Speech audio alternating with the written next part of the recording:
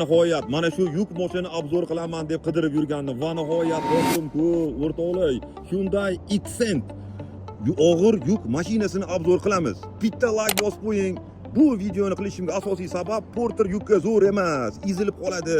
Kia zo'r, Isuzu zo'r va boshqa yuk mashinalarini maqtashadi. Chunki ular mana bunaqa bahaybat sarakanovka 520 ot kuchi dizel turbina machivini bilan jihozlangan Hyundai Accent zamonaviy assistentlar bilan jihozlangan og'ir yuk mashinasi borligini bilmaydi. Kamiga bunda ko'ryapsizmi, juda ham bir xazina bor desam bo'ladi. Avtobetonni nasos bilan jihozlangan KCP kompaniyasi. Bu kompaniya shunaqa manipulyatorlar ishlab chiqaruvchi eng mashhur brend kompaniya hisoblanadi. Mashinamizni ko'ryapsizmi, ballonlar soni nechtaligini hozir ko'rib chiqasiz video davomida. 22,5 radiusdagi ballonlar R22,5. Mana buni balloni $100 dan sotyapmiz Qumxoni. R15 bu 22,5. Bu ballon nech pul turar ekan? Kommentga yozib qo'yasiz. Men aytganimda machivini adbullar bilan jihozlangan lapalari bor. Faqat dizel yuradi, dizel only. Orqadagi manipulyator qarang. Bu prosta shaharlarni barpo qiladi. Yaqin 65 metr balandlikka 180 kuba betonni 1 soat ichida yetkazib berish quvvatiga ega bo'lgan 6 seksiyali betoni nasos hisoblanadi. Bu yuqoriga 65, xohlasangiz uzoqlikka 65 metrga betonni yetkazib berish quvvatiga ega.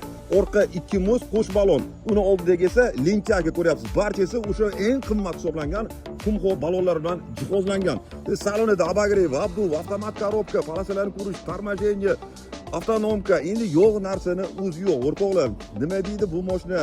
Endi Kia zo'r deganlar uchun yoki Isuzu zo'r deganlar processes Hyundai'ni mana bunaqa bahaybat yuk mashinasida menimcha ko'pchilik endi ko'ryapti. Men bu mashinalarni Janubiy Koreyada oldin ko'rganman.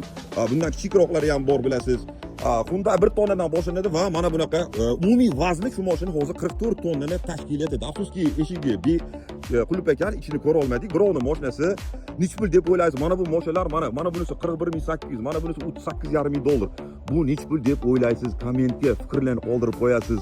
Bu prosta shaharlarni barpo etadi, citylarni quradigan mashina. Mana xazinani o'zgina desam to'g'ri bo'ladi, o'rtoqlar. Fikrlarni qoldiring kommentariyada. Videoni shunaqa Hyundai yuk mashinasi borligini ko'pchilik bilmaydi. O'shaning uchun menga obuna bo'ling, foydali ma'lumotlar, yuk mashinalari haqida ko'p ma'lumotlarni muntazam joylab boraman sahifamga. O'shaning uchun obuna bo'lib qo'ying. Men bilan foydali.